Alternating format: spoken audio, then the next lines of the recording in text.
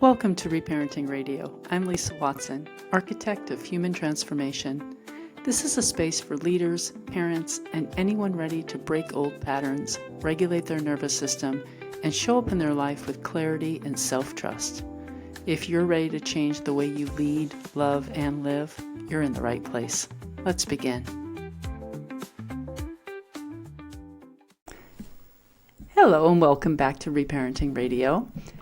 Over the last several years, really since around 2017, so it's been like a decade, I guess, nearly 8 years, and especially after 2020, I have watched a lot of people respond to this internal call that says, I simply can't do it like this anymore. And for different reasons, age, burnout, health. The pandemic was a huge one, spiritual awakening, many reasons. But a lot of people stepped back, not necessarily dramatically or loudly, but honestly, and they slowed down to regulate. I'm one of those. They slowed down to heal, to untangle, and to just listen more closely to themselves and what it truly is that they wanted. And everything slowed down, not because they quit necessarily, and not because they failed at anything, but because their system was no longer available for self-sacrifice disguised as strength. And for many people, especially in midlife, they begin to feel this, and it marks the completion of a cycle. The first half of life is about building, and the second half is really about embodying. But this isn't just for those in midlife crisis. As I said, the pandemic, health, awakening, a lot of things have been sparking people of all ages to step back. But slowing down isn't the end of the story. Slowing down is recalibration. And this is where things can get a little muddy, and why I want to talk about this today. Because slowing down doesn't look like success in a culture that's addicted to momentum. And stepping back doesn't always look like leadership in a world that is obsessed with visibility. But stepping away doesn't mean that you're losing your edge. It often means that you're simply stabilizing. You're recalibrating. Every season of our lives serves a purpose. The doing phase, the do, and the being, which is what we really are as human beings, the being stages and the doing stages, they're equally as important. And now I'm beginning to see the same people, the ones who went within to just be, that are starting to re-enter into the doing in a whole new way. This time, they're not rushing. They're not proving. They're not building the old life out of habit or fear anymore. They're returning with more discernment, with clearer boundaries, and a deeper relationship with their own nervous system.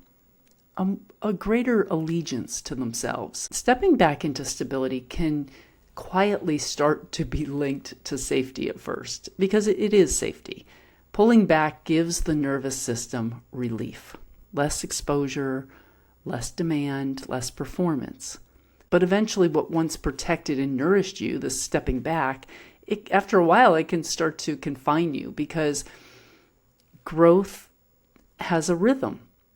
And when the system stabilizes, when clarity returns, when your energy comes back online, staying hidden starts to feel heavy. It doesn't feel peaceful anymore. It doesn't feel spacious. And that's the paradox. What helped you heal can quietly become the thing that keeps you from moving forward. When I zoom out, I see three phases that almost everyone moves through in these major life transitions, especially leaders and high achievers. Most people don't get stuck because they're doing something wrong. They get stuck because they don't realize what phase they're in. Phase one is the collapse phase. This is when life forces the slowdown. something ends, something breaks, something shifts, something that used to work just does not work anymore. And the nervous system becomes overwhelmed. The body says, no, I can't go forward this way anymore. So relationships fail, jobs are no longer aligned, and the old structures start to fall apart. And this isn't weakness, this isn't failure, this isn't because you've done anything wrong. This is simply information. Collapse is the system saying the current strategy is no longer sustainable. And if you don't listen, the body will eventually listen for you. Your reality will listen for you. The partnership that wasn't really working, they'll end up leaving. If you end up not doing it yourself, the universe will find a way to do it for you. And phase 2 is the cocoon phase. This is the phase that people either romanticize or they get addicted to. You step away intentionally, you untangle yourself and the roles and from other people's energy. You start to unwind your survival strategies and techniques. And you let your nervous system downshift. You reconnect with yourself without performance, without masks. This phase is quiet. It's inward. It's restorative. And it's essential. But here's the part that a lot of people don't necessarily realize. The cocoon phase is not the destination. It's the training ground. It's where capacity is built, not where life is meant to be lived for a long period of time. And then there's phase 3. Phase 3 is the re-entry phase. This is where I find that people can stall. It's easy to stall here if you're especially not aware of what phase you're in. Re-entry isn't about hustling again. It's not about proving anything, and it's absolutely not about going back to where you were. Re-entry is about returning with capacity. And that requires a level of nervous system stability that most people were never taught how to build. And sometimes leaders and high achievers, they struggle with the re-entry because many of them have built identities around it. Responsibility, problem solving, endurance, carrying the weight quietly.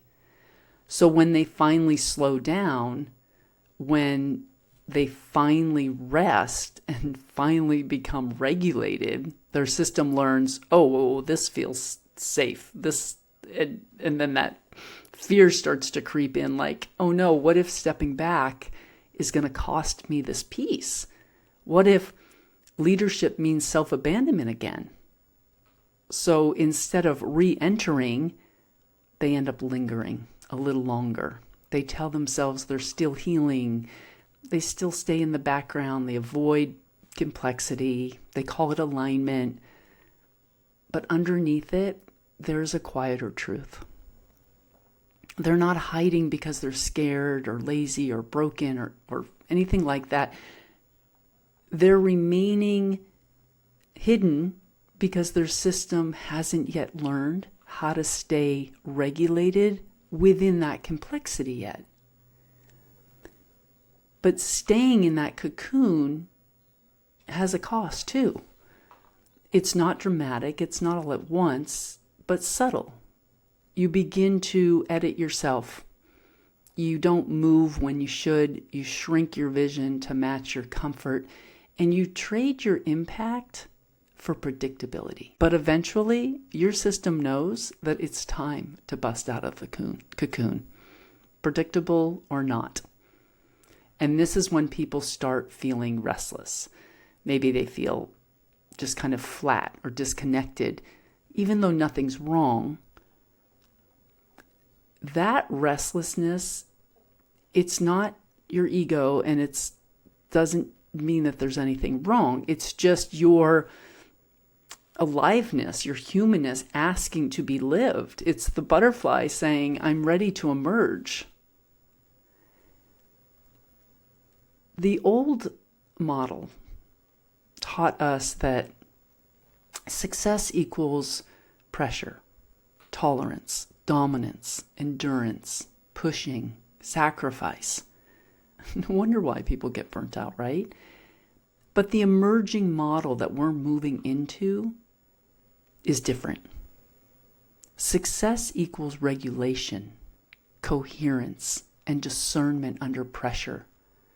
That kind of leadership and success, they don't require force, loudness, or self-sacrifice. It simply requires capacity. And capacity is built in the cocoon, but it's tested upon re-entry. And this is the reframe that I want to offer here today. The point of withdrawing isn't to protect your peace, it's to stabilize your nervous system so it can regulate inside complexity. That's leadership. That's self-leadership.